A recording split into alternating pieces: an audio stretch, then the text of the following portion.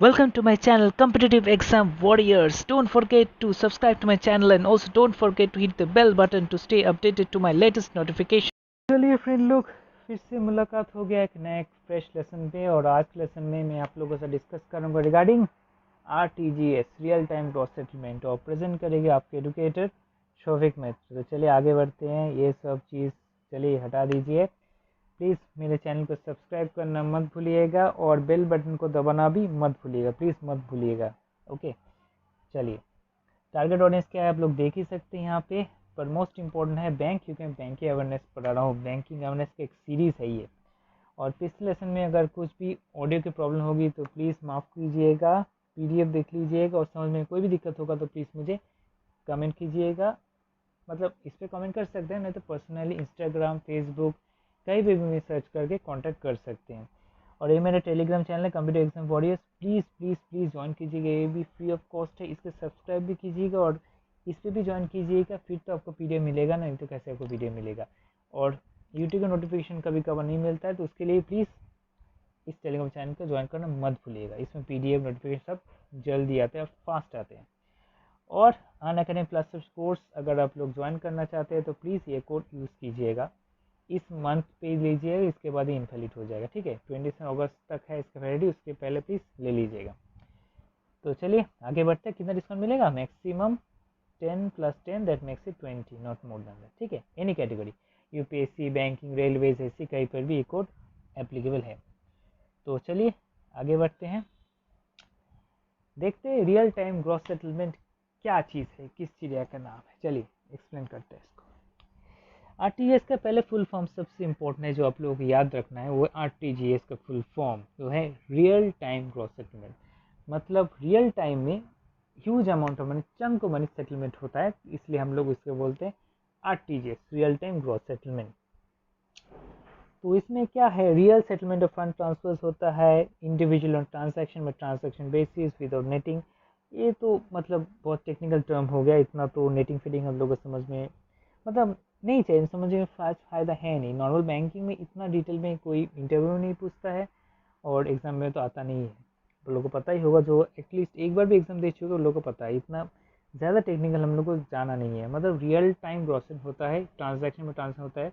मतलब एक बार money send करो उसका एक ट्रांजैक्शन होता है, तो ट्रांजैक्शन बेसिस पैसे सेटल होते हैं, रियल टाइम में सेटल होते हैं। ठीक है, रियल टाइम मतलब क्या होता है, processing of instructions at the time they are received. And gross settle मतलब settlement fund transfer instructions occurs individual, मतलब एक एक करके सेटल होता है। मतलब मान लीजिए जैसे हम लोगों का सैलरी कहीं भी बैंक से तो मिलता है, क्या होता है RTGS या NEFT से मिलता है। हम लोग जैसे पैसे मिलता है RTGS के थ्रू मिलता है। तो क्या होता है, पहले मान लीजिए मतलब कि बहुतों का सैलरी अकाउंट बहुत हो सकता है, मतलब किसी का SBI है, किसी का CBI है, ऐसा अलग अलग होता है। पर सैलरी अकाउंट एक बैंक से मिलता है। ठीक है, मतलब जैसे हम लोग का सैलरी अकाउंट CBI है, मतलब सबों का, पर CBI से अलग अलग जगह सैलरी होता है। मतलब एम्प्लॉयर का मान लीजिए सैलरी अकाउंट जो है सैलरी देता है, प्रोवाइडर है, सैलरी अकाउंट नहीं सैलरी प्रोवाइडर मुझे बोलना चाहिए, CBI है, सेंट्रल बैंक ऑफ इंडिया। पर एम्प्लॉय का सैलरी अकाउंट तो अलग अलग है ना। जैसे मान लीजिए मेरा SBI है, मेरे एक दोस्त का PNB है, किसी का ICICI है, किसी का एक्सिस बैंक है। तो क्या होता है CBI में, मतलब मेरा ऑफिस मान लीजिए एम्प्लॉय जो है वो CBI में पैसे दे देता है। अभी CBI से पैसा transaction basis through RTGS real time processing अलग अलग जगह सेपरेट होते जाते हैं। मान लीजिए लास्ट वर्किंग डे पे हम लोगों के ऊपर सैलरी होता है। ठीक है, तो सुबह पहले मान लीजिए एक्सिस बैंक का काम थोड़ा फास्ट है, तो उस पर RTGS थ्रू पैसे घुस गए, उसका काम होगा। मतलब एक्सिस बैंक जितना जितना एम्प्लॉय है सबको मिल गया, जिसका वो सैलरी अकाउंट है। उसके बाद मान लीजिए SBI का, उसके बाद मान लीजिए PNB, ऐसे ऐसे करके transaction basis large chunk of money इधर उधर जाता रहता है। तो ये RTGS। Are the payments under RTGS finally irrevocable? Considering that the fund settlement takes place in the books of Reserve Bank of India, the payments are final and irrevocable. मतलब यहाँ बोल रहा है एक बार अगर आप लोग RTGS में पेमेंट कर दे किसी को तो फाइनल इररिवोकेबल है। मतलब रिजर्व बैंक में बुक्स में अगर वो चढ़ गया एंट्री, वो फाइनल है, इररिवोकेबल है। उसके पहले अगर आप लोग स्टॉप कर से ठीक है, पर एक बार पेमेंट प्रोसेस हो गया, मतलब मान लीजिए मैं आपको RTGS थ्रू पैसे सेंड कर दिए तो फाइनल है, वो रिवर्स नहीं हो सकता है। ये जो सब चीज़ है ये टेकन किया गया कहाँ से, ये सब चीज़ FAQs frequently asked questions from rbi.org.in, यहाँ से लिया गया है, ठीक है, rbi.org.in, आप लोग देख सकते हैं साइड में जाके। चलिए आगे बढ़ते हैं। अभी बेनिफिट्स क्या है आरटीजीएस क्यों यूज़ किया, जब आईएमपीएस है, यूपीआई है, भीम यूपीआई है, हम अभी हाल ही में डिस्कस किए, तो हम लोग क्यों आरटीजीएस को लेकर इतना खुश होंगे, क्या क्या एक्स्ट्रा बेनिफिट्स आरटीजीएस हम लोग देते हैं। आरटीजीएस क्या क्या एडवांटेज देख लेते हैं। पहले तो बहुत ही सेफ है, सिक्योर सिस्टम, फंड ट्रांसफ़र है और नो अमाउंट कैप है। मतलब जैसे मान लीजिए यूपीआई एमपीएस का एक लिमिट है फिक्स, जैसे हम बोल रहे हैं ना मैक्सिमम 2 लाख, उससे ज़्यादा आप लोग एक अकाउंट से सेंड नहीं कर सकते। इसमें ऐसा नहीं है, इसमें मिनिमम 2 लाख है, मिनिमम का सीलिंग है, अपर का कोई सीलिंग है नहीं। 2, 3, 5, 10, 15 कुछ भी आप लोग सेंड कर सकते थ्रू आरटीजीएस।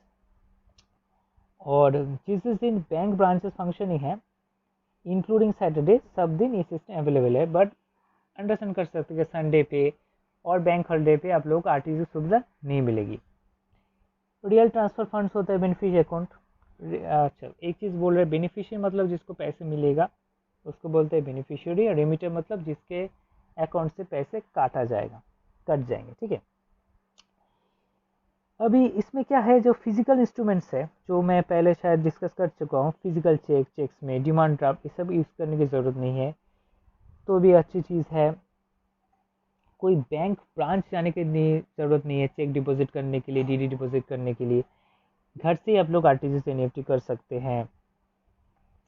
बाकी loss set, physical damage, internet banking, ये जो चीज़ें आप लोग देख सकते हैं, घर पे इनिशिएट कर सकते हैं, कोई बैंक ब्रांच फिजिकली विजिट करने की ज़रूरत नहीं है, ठीक है। ट्रांजैक्शन चार्जेस है, अभी हाल ही में आरबीआई फिक्स कर लिए है, जिसका शायद मैं डिस्कस करूँगा एंड में कितना प्रोसेसिंग चार्जेस है। और ट्रांजैक्शन का लीगल बैकिंग है, अगर इसमें कोई डिस्प्यूट अराइज हुआ तो ऑब्वियसली आप लोग आरबीआई के बैंकिंग ओम्बुड्समैन में जाके कंप्लेन कर सकते हैं। अभी ओम्बुड्समैन क्या है, ये आरबीआई के कंप्लेन सेल है, ये मैं डिटेल में डिस्कस करूंगा बाद में, एक्चुअली अलग से चैप्टर लूंगा बैंकिंग ओम्बुड्समैन के ऊपर, ठीक है।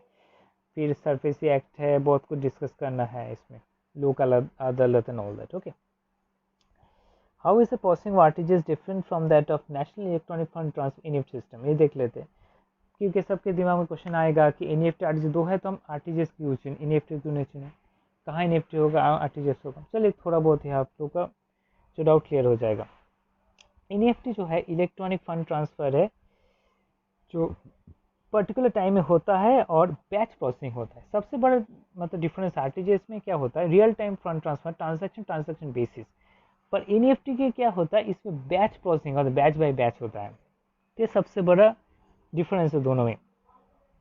आरटीजीएस में क्या है, ट्रांजैक्शन जो होता है कंटिन्यूसली प्रोसेस होता रहता है आरटीजीएस बिजनेस आवर के अंदर, ट्रांजैक्शन बेसिस। मतलब क्या है ना, आरटीजीएस में जो अमाउंट है वो ट्रांजैक्शन में होता है, एक ट्रांजैक्शन हुआ नेक्स्ट होता है आरटीजीएस के बिजनेस आवर के अंदर। जैसे मान लीजिए सुबह 8 बजे से शाम को 7 बजे तक आरटीजीएस बिजनेस आवर है, तो इसके अंदर जितना ट्रांजैक्शन एक बाय एक होता जाएगा कंटिन्यूस रियल टाइम में आरटीजीएस। एनईएफटी में क्या होता है, इसमें बैच प्रोसेसिंग होता है। मान लीजिए 10 ट्रांजैक्शन है तो 10 ट्रांजैक्शन एक बैच में, यहाँ सेकेंड बैच में मान लीजिए 20, 30, ऐसे करके अलग अलग बैच होता है, तो बैच बाय बैच प्रोसेस होता है। ये होता है एनईएफटी क्यों, इलेक्ट्रॉनिक फंड ट्रांसफर, और इसमें होता है ट्रांजैक्शन बेसिस आरटीजीएस में। नेक्स्ट जैसे इस आरटीजीएस 24 क्रॉस सिस्टम और there some time is applicable. RTGS जो है 24 क्रॉस 7 नहीं है, इस इज नॉट आईएमपीएस और UPI, this is something different, this is RTGS. RTGS business hours में होता है और ये फुल्ली बैंक के ऊपर डिपेंड होता है, बैंक के जो ऑपरेशन आवर है उसके अंदर इसका काम रहता है, उसके बाहर नहीं। जैसे मान लीजिए आरटीजीएस सर्विस विंडो कस्टमर के लिए ओपन है बैंक के through from 7 AM to 6 PM on a working day for settlement at the RBI end. However, the timings that the banks follow may vary from bank to bank. तो ये normal timing है जो यहाँ पे mention किए हैं हम, पर बैंक टू बैंक ये वेरी करता रहता है, ठीक है।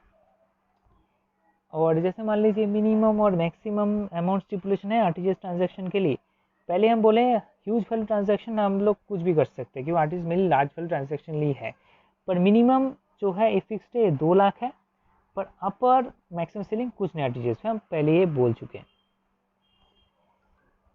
व्हाट अबाउट प्रोसेसिंग चार्जेस और service charges for RTGS transactions. जुलाई 1 2019 से Reserve Bank of India processing charges जो लगते थे आरटीजीएस के ऊपर वो हटा दिए हैं। ये बेनिफिट बैंक कस्टमर के मतलब हित में दे सकते हैं, pass on the benefit with customers. अभी प्रोसेसिंग चार्जेस हटा दिए आरबीआई, और बाकी जो चार्जेस सर्विस चार्जेस लगते हैं बैंक के फॉर ऑफरिंग फंड, कुछ तो पैसे लगेंगे ना, ऐसे फ्री में तो कुछ होता नहीं है दुनिया में। तो जैसे आप लोग एक साथ इनवर्ट ट्रांजैक्शन जो फ्री है, मतलब अगर आप लोग रिसीव करते हैं मतलब बेनिफिशियरी है, आप लोग कुछ पैसे देने नहीं होगा, no charges at all, free absolutely, जैसे इनकमिंग कॉल है। आउटवर्ड के लिए 2 लाख से 5 लाख आप देख सकते कितना है, और 5 लाख कितना, ये भी आप लोग यहाँ देख ही पाएंगे, देख लीजिएगा। ये कभी कभार ऑब्जेक्टिव में क्वेश्चन आ भी सकता है, तो आप लोग देख लीजिएगा। अभी बैंक इससे भी लोअर रेट कर सकते हैं स्पेशल कस्टमर के लिए, वो डिपेंड, मतलब ये जो पैसा इससे ज़्यादा नहीं ले सकती, बट बैंक का चाहे तो इससे कम पैसे ले सकते हैं ट्रांजैक्शन चार्जेस पे। What is the time taken for effective funds transfer from one account another through RTGS? अभी नॉर्मली जो नॉर्मल सर्कमस्टांस है, तो आप लोग एक्सपेक्ट कर सकते हैं जब भी ट्रांजैक्शन स्टार्ट होगा तभी आप लोग रिसीव कर लेंगे रियल टाइम में। पर नॉर्मली सब कुछ होते क्लियरिंग हाउस जो होता है आरबीआई का, वो गवर्न होता है, ट्रांसफर होते होते नॉर्मली 30 मिनट्स लगे जाते हैं फंड ट्रांसफर मैसेज मिलते मिलते, ठीक है, ये यहाँ पर लिखा हुआ है। तो मोस्ट प्रॉब्ली लास्ट स्लाइड है, डिस्कस कर लेते हैं। Can a remitting customer initiate transaction for a future date? Future dated जो ट्रांजैक्शन है, फ्यूचर वैल्यू मतलब मान लीजिए आज बोले हैं 3 दिन बाद या परसों, 1 महीने बाद हम लोग ट्रांजैक्शन करना है, वो कर सकते हैं, वो देख रहे हैं। तो हाँ, हम लोग कर सकते हैं। आरटीजीएस एक्सेप्ट करता है future valued transaction from the remitting bank settlement on RTC working days up to 3 days advance. मतलब ये जो हम बोल रहे हैं परसों हो सकता है, 3 दिन मतलब आफ्टर 3 डेज, वो भी हो सकता है एडवांस, पर 1 महीने नहीं हो सकता है, मैक्सिमम 3 दिन हो सकता है एडवांस पे। ये ट्रांजैक्शन क्या है, क्यू पे रह जाएंगे, और डिपेंड करता है on the basis of value of date of the transaction, उसके ऊपर डिपेंड करेगा कितना है, मतलब क्यू में प्लेस रहेगा। 3 दिन बाद जब टाइम आएगा तब प्रोसेस हो जाएगा। 3 दिन पहले हम लोग इसका जस्ट एप्लीकेशन दे रहे हैं, उसके डेट के ऊपर ट्रांजैक्शन फाइनली प्रोसेस हो जाएगा, final date of the transaction. अभी लास्ट जो है, last but not the least important thing है, जैसे हम लोग देख रहे यूटीआर नंबर क्या है। यूटीआर है unique transaction reference, that is UTR number. ये है 22 character code use to uniquely identify a transaction in RTGS system. मतलब देखिए, एक दिन में तो बहुत सारे ट्रांजैक्शन होता है, लाख 1.5 लाख तो बहुत कम है, शायद करोड़ों करोड़ ट्रांजैक्शन होता है डेली। अभी आपका जो पर्टिकुलर ट्रांजैक्शन है वो आप कैसे लोकेट करेंगे? मान लीजिए एक दिन में 2 लाख का ट्रांजैक्शन ही हुआ है, 1-2 लाख। अभी कौन सा आपका ट्रांजैक्शन है, ये हम लोग कैसे पहचानेंगे? इसके लिए यूटीआर नंबर है। ये जो है यूटीआर नंबर, यूनिक ट्रांजैक्शन, ये आप लोग आपका जो पर्टिकुलर मतलब यूनिक ट्रांजैक्शन उसको रेफर करता है।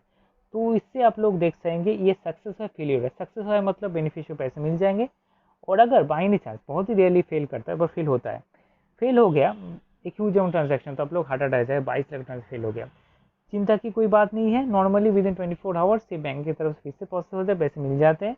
और अगर नहीं होता है तो आप लोग तो कंप्लेन कर ही सकते हैं, और ट्रांजैक्शन जो स्टेटस वो भी देख सकते हैं, सक्सेस हुआ है या फेलियर हुआ है, ठीक है। फेलियर हुआ तो आपको स्टेप लेना है, और सक्सेस हुआ है तो यू आर हैप्पी।